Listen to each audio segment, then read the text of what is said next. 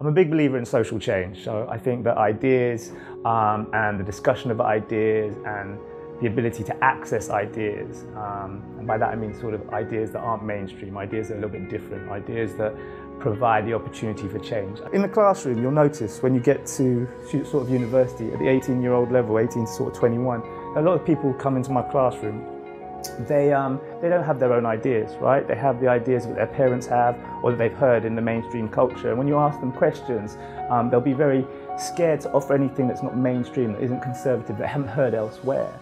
And so one of the things you want to do is you want to empower people to think for themselves, to be confident enough to say, you know what, I'm not just going to listen to what my mum and dad told me is the way of the world. I'm not just going to listen to what TV's telling me about is the world. I'm going to learn about it from like reading, from talking to other people, from listening to stories of other people's lives.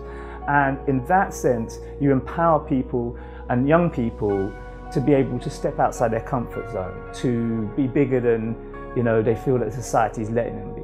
Because I've got kind of a lot of what we call in anthropology privilege, based on my background being from the UK, having a PhD, being light-skinned, being male, all these things.